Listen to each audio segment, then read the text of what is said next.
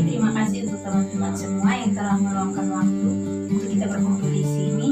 Baik, jadi tujuan kita berkumpul di sini yaitu untuk melakukan bimbingan kelompok. Nah, saya ingin bertanya, apakah di sini sudah ada yang pernah melakukan bimbingan kelompok?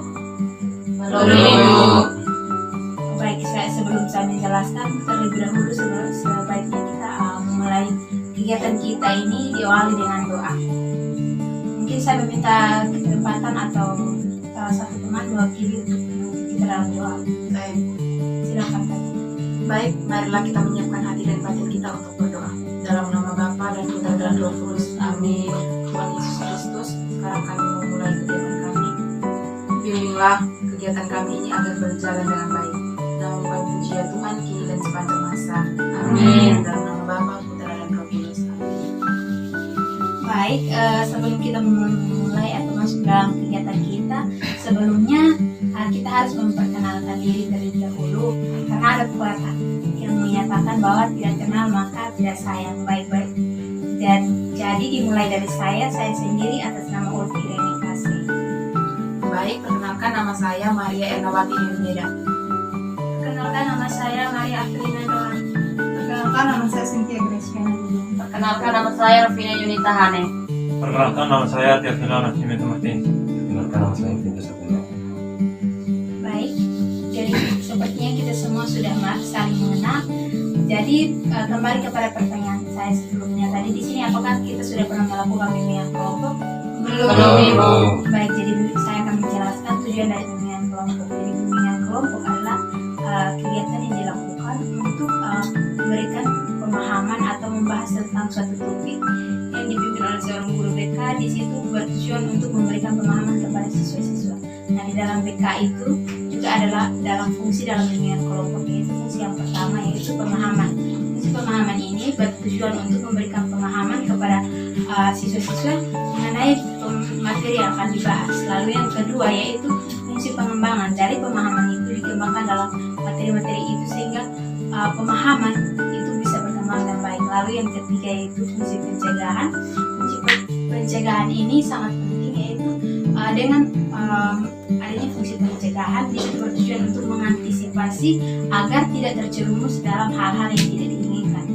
Nah, dalam bimbingan kelompok juga ada beberapa asas yang perlu diperhatikan. Yang pertama yaitu asas kesukarelaan, asas kenormatifan, dan juga asas keterbukaan. Baik, kelihatannya sepertinya teman-teman kurang semangat ya. Jadi saya ingin untuk kita melakukan salah satu permainan atau game supaya teman-teman lebih semangat lagi sebelum kita masuk ke dalam pembahasan materi kita dalam bimbingan kelompok ini. Mungkin ada saran game dari teman-teman semua. Saya Silakan. baik, di sini saya ada satu game. Yang game itu kita pilih warna sambil tepuk tangan. Di sini ada dua warna. Yang warna pertama itu hijau, yang kedua adalah hitam. Nah, yang warna hijau, kalau pas saya sebut bilang hijau, maka kita harus tepuk tangan. Dan kalau saya bilang hitam, maka tepuk tangannya buat salah. Buat salah. Sudah mengerti? Baik, jadi mungkin teman Ento langsung memandu kita untuk memainkan game ini. Baik. Kita angkat langsung begini. Saya sebut, tadi sudah dengar tuh yang sudah. Hitam. Salah. Kalau hitam salah, kalau gitu kan. Hitam salah, ini benar. Hijau, hitam, hitam.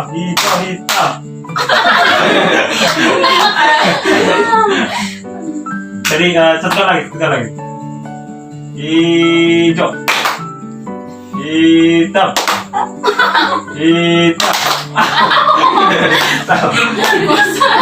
Sama-sama. Jadi baik, mungkin permainan itu dia saya. Baik, terima kasih untuk teman Ento. Ternyata teman Ento ini memiliki banyak game kreatif ya. Baik, jadi saya rasa game kita cukup di sini. Apakah kalian sudah merasa bersemangat? Sudah. Baik, sebelum kita mulai di sini apakah ada yang tahu tentang materi kita, bimbingan kita pada hari ini? Belum. Baik, jadi materi kita hari ini yaitu tentang bullying. Jadi tentunya bullying ini bukan salah satu hal yang baru kita dengar ya. Bullying ini sudah menjadi sesuatu yang tidak asing bagi kita. Baik, jadi saya akan menjelaskan terlebih dahulu dari pengertian bullying. Di sini saya rangkum dari beberapa ahli. Di sini ada kurang lebih ada 5 pengertian. Jadi teman-teman mohon simak dan dengarkan baik-baik ya. Yang pertama, bullying berasal dari bahasa Inggris, kata dasar bully yang berarti menggerakkan atau mengganggu. Yang kedua, school bullying. School bullying yaitu sebagai perilaku agresif, kekerasan terhadap siswa yang dilakukan berulang-ulang oleh seorang atau sekelompok siswa yang memiliki kekuasaan terhadap siswa lain yang lemah dengan tujuan menyakiti orang tersebut. Lalu yang ketiga, definisi lain tentang bullying dikemukakan sebagai berikut. Yang pertama, bullying adalah penggunaan kekuasaan atau kekuatan untuk menyakiti seseorang atau sekelompok sehingga korban merasa tertekan, trauma, dan tidak berdaya. Yang keempat, bullying sebagai penggunaan agresi dalam bentuk apapun yang bertujuan menyakiti ataupun menyudutkan orang lain secara fisik maupun mental. Bullying dapat berupa tindakan fisik, verbal, emosional, dan seksual. Yang terakhir, bullying adalah bentuk-bentuk perilaku berupa pemaksaan atau usaha menyakiti secara fisik maupun psikologis terhadap seseorang atau kelompok yang lebih lemah oleh seseorang atau sekelompok orang yang telah mempersiapkannya terlebih dahulu.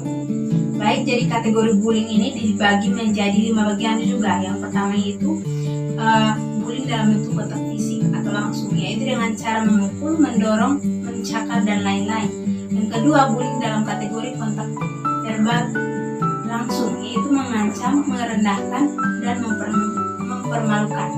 Lalu yang ketiga, kategori yang ketiga, bullying dengan perilaku non-verbal tidak langsung, yaitu dengan cara melihat dengan sinis, mengeluarkan lidah, menampilkan ekspresi muka yang tidak jelas. Lalu yang keempat, kategori bullying perilaku nonverbal tidak langsung, yaitu mendiamkan atau mengucilkan orang lain. Lalu yang kelima, kategori bullying yang kelima yaitu pelecehan seksual, kadang dikategorikan sebagai perilaku agresif fisik ataupun verbal. Baik, jadi sebelum terjadinya bullying ini tentunya ada disebabkan oleh beberapa faktor. Di sini saya bagi dalam dua bagian, yaitu yang pertama faktor internal. Faktor internal ini mungkin karena dendam atau merasa terhina, tertekan, dan lain sebagainya. Sedangkan faktor eksternal itu dari lingkungan keluarga, yaitu lingkungan keluarga yang tidak harmonis, permisif, rejection, atau overprotective. Lalu yang ketiga, lingkungan sekitar rumah. Nah, di lingkungan sekitar rumah mungkin siswa yang dibully itu sering berkelahi atau memiliki banyak musuh di sekitar. Lalu yang keempat yaitu di lingkungan sekolah, di mana guru dan siswa mungkin berbuat kasar atau kurang perhatian sehingga menyebabkan terjadinya bullying. Yang kelima dan keenam itu penyebab bullying bisa dilihat melalui tayangan televisi dan beberapa media cetak. Baik, jadi bullying ini ada beberapa pemeran di dalamnya, dan di sini dibagi dalam 5 peran, yaitu yang pertama, siswa yang dikategorikan sebagai pemimpin, yaitu yang berinisiatif dan aktif terlibat dalam perilaku bullying. Lalu yang kedua yaitu asisten bullying. Asisten bullying ini juga terlibat aktif dalam perilaku bullying, namun ia cenderung bergantung atau mengikuti perintah dari pemimpin bullying. Yang ketiga, raincover adalah mereka yang ada ketika kejadian bullying terjadi dan ikut menyaksikan, menertawakan korban, memprovokasi bully, mengajak siswa lain untuk menonton, dan lain sebagainya. Yang keempat yaitu defender. Defender adalah orang-orang yang berusaha membela dan membantu korban, seringkali akhirnya mereka juga menjadi korban. Lalu yang kelima yaitu outsider. Outsider adalah orang-orang yang tahu bahwa hal itu terjadi namun tidak melakukan apapun, seolah-olah tidak peduli. Jadi dari peran-peran ini silahkan kita berefleksi, mungkin kita tergolong dalam kategori bullying yang bagian mana. Mungkin kita sebagai pemimpin bully, atau defender, atau orang yang berusaha membela, atau juga kita sebagai outsider yang hanya bisa menonton kejadian bullying itu terjadi. Baik, jadi dari kejadian peristiwa bullying ini bisa menyebabkan beberapa dampak. Jadi dampak di sini yaitu mengalami kesulitan dalam membina hubungan interpersonal. Bisa juga menyebabkan siswa takut datang ke sekolah dan sulit berkonsentrasi, ketinggalan pelajaran, dan dampak fisik bisa dilihat melalui sakit kepala, flu, sakit dada. sedangkan dampak psikologis terlihat melalui emosi negatif seperti marah, dendam, kesal, tertekan, takut, malu, sedih, dan lain sebagainya. Lalu dampak psikologis yang sangat ekstrimnya itu bisa menyebabkan seorang siswa merasakan cemas yang berlebihan dan bahkan hingga pada titik ingin untuk bunuh diri. Baik, jadi sepemahamannya kita, bullying ini bisa menyebabkan orang memiliki banyak dampak yang besar. Nah, dari dampak-dampak tersebut dan faktor-faktor penyebabnya, kita lihat bagaimana tips dan cara untuk mencegah terjadinya bullying. Jadi yang pertama, kita yang berperan dalam pencegahan bullying, yaitu yang pertama, berikan alternatif atau komunitas yang mengakui tentang kejadian bullying. Yang kedua, putus mata rantai pelaku dan budaya bullying. Yang ketiga, ajarkan cara mengantisipasi kekerasan dan bukan untuk melakukannya. Yang keempat, tingkatkan kepedulian lingkungan sosial untuk mencegah praktek bullying.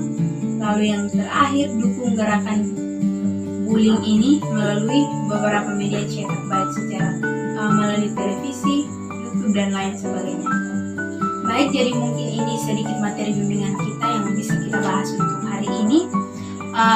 Mungkin ada dari teman-teman semua yang ingin bertanya mengenai materi kita, atau mungkin ada yang bisa menceritakan pengalamannya ketika berada di SMA, atau bagaimana pernah mengalami peristiwa bullying atau pernah melihat kejadian atau peristiwa bullying. Saya persilakan. Silakan, Juven. Jadi saya merasakan pengalaman saya dulu ini, waktu saya masih SMA, saya pernah melihat teman saya sendiri dibully.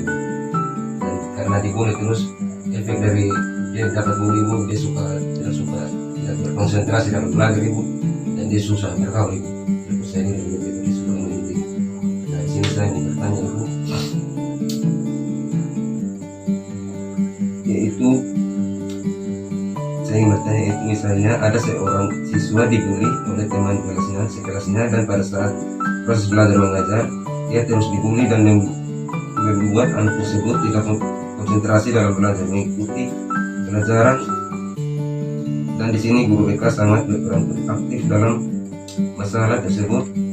Apa yang kita akan lakukan sebagai calon guru BK pada anak yang dibully dan anak yang membully? Baik, terima kasih. Saya rasa pertanyaan teman Juven cukup menarik untuk kita bahas. Jadi pertanyaannya saya sederhanakan, ketika kita melihat seorang siswa dibully, apa peran kita sebagai guru BK untuk memberikan dampak kepada orang yang dibully dan yang membully? Mungkin dari teman-teman semua, sebelum saya menjelaskan atau menjawab pertanyaan dari teman-teman semua, kebetulan di dalam dinamika kelompok, bimbingan kelompok kita menggunakan dinamika kelompok. Jadi silakan teman-teman yang ingin berbicara untuk memberikan tanggapan, saya silakan. Saya itu. Silakan teman Erna. Baik, kalau menurut saya itu kita sebagai guru BK itu kita memberikan pendekatan yang khusus kepada anak yang dibully dan si pembuli tersebut. Menurut saya itu saja. Baik, dari teman Erna, kita sebagai calon guru BK kita harus memberikan pendekatan terhadap siswa yang dibully dan siswa yang membuli. Dan teman-teman yang lain masih ada? Saya itu silakan. Baik Ibu, mungkin kalau dari saya yang pertama itu sama tadi seperti yang teman Erna bilang, mendekatkan diri dengan siswa. Terus selanjutnya itu mungkin memberi pengertian kepada siswa agar tidak melakukan bullying lagi. Baik, masih ada lagi? Baik, saya Bu. Silakan. Kalau menurut saya, kita sebagai calon guru BK untuk mengatasi masalah yang tadi ditanyakan oleh teman Juven. Jadi baik, kalau kita sebagai guru BK, kita harus membuat pendekatan dengan siswa, baik itu yang membuli atau dibully. Setelah itu kita menggunakan teknik-teknik yang ada dalam bimbingan konseling untuk mengatasi masalah yang ada pada si pembuli dan yang dibully. Dan itu juga kita memberi motivasi yang mendukung, sehingga kedepannya yang pembuli tidak membuli dan yang dibully juga percaya diri, tetap percaya diri, sehingga di sini tidak ada dampak-dampak yang buruk. Jadi baik, mungkin menurut saya hanya itu saja. Baik, terima kasih untuk teman-teman semua. Kita memberikan aplaus untuk jawaban dari teman. Baik, sebelumnya saya ingin menyimpulkan sedikit jawaban dari teman-teman semua mengenai pertanyaan teman juga. Jadi tentunya dalam peristiwa bullying dalam pendidikan itu sangat penting untuk membutuhkan fungsi dari seorang guru BK. Tentunya sebagai guru BK kita mempunyai tugas yang cukup berat dalam mengatasi hal ini. Nah, cara yang kita lakukannya itu pertama kita harus mengatasi terlebih dahulu. Kita lihat dulu yang dibully, apakah itu dia sudah ada di dampak yang bagian mana, masih sedang atau rata-rata, atau sudah dalam titik yang merasa cemas berlebihan dan bisa sampai kepada titik bunuh diri. Nah, dengan kita mengetahui tingkat bully yang dialami oleh mereka, kita bisa memberikan bantuan atau layanan dengan kebutuhan mereka seperti itu. Lalu untuk siswa yang membuli, kita juga harus memberikan pemahaman mengenai dampak dan juga penyebab dari tindakan bully tersebut. Nah, dengan mengetahui dampak dari tindakan bully tersebut, mungkin dia merasa sadar dan dia juga tahu bahwa ternyata ketika saya melakukan bullying, dampaknya bagi teman saya ini adalah begini dan begini. Nah, untuk siswa yang dibully juga kita harus memberikan dia memotivasi dia sehingga ketika ada yang ingin membuli, dia memiliki rasa percaya diri, karena kebanyakan dari siswa yang dibully itu adalah anak-anak yang pemalu, yang merasa rendah diri. Di situ peluang sangat besar untuk terjadinya perilaku bully. Baik, jadi mungkin itu sedikit jawaban dari saya dan juga mewakili teman-teman semua. Baik, mungkin masih ada lagi yang ingin bertanya? Tidak ada, yang sudah cukup Ibu. Baik, sebelum kita mengakhiri pertemuan kita, saya ingin seseorang dan teman-teman semua untuk menyimpulkan hasil atau menyimpulkan semua dari tadi yang kita bahas tentang materi bullying ini. Baik, saya Ibu. Baik, silakan teman Nita. Baik, terima kasih atas kesempatan yang diberikan kepada saya. Baik, dari pengertian di atas dapat disimpulkan bahwa bullying adalah bentuk tindakan atau perilaku negatif agresif seperti mengganggu, menyakiti, atau melecehkan yang dilakukan secara sadar, sengaja, dengan cara berulang-ulang oleh seseorang atau sekelompok orang untuk menyebabkan ketidaksenangan atau menyakiti orang lain secara berulang kali. Dan bullying ini sifatnya mengganggu orang lain karena dampak dari perilaku negatif yang kini sedang populer di kalangan masyarakat. Sekian dan terima kasih. Baik, terima kasih untuk teman Yudita yang telah menyimpulkan sedikit dari materi bimbingan kita. Baik, saya rasa pertemuan kita cukup untuk hari ini sampai di sini. Jadi mari kita kembali dengan satu tugas, yaitu kita memberikan pemahaman kepada teman-teman di sekitar kita bagaimana dampak terjadinya penyebab bullying itu, dampak jika kita melakukan tindakan bully tersebut. Dan kita sebagai teman-teman yang hadir di sini tentunya kita mengintrospeksi diri, apakah pernah ada inisiatif untuk membuli. Silahkan berubah sudah dari sini, dan saya rasa pertemuan kita hari ini juga membawa dampak yang baik bagi teman-teman semua. Baik, sebelum kita akhiri, saya meminta salah satu orang teman untuk memimpin kita di dalam doa. Saya silakan. Baik, Ibu dan teman-teman, sebelum kita mengakhiri kegiatan, marilah kita siapkan hati untuk berdoa. Sebelumnya izinkan saya memimpin doa ini menurut keyakinan saya agama Katolik. Berdoa mulai. Tuhan Yesus Kristus, terima kasih atas segala berkat yang Kau berikan kepada kami. Terima kasih juga karena Engkau telah melindungi kami selama kegiatan ini. Kiranya apa yang kami dapat bermanfaat bagi masa depan kami.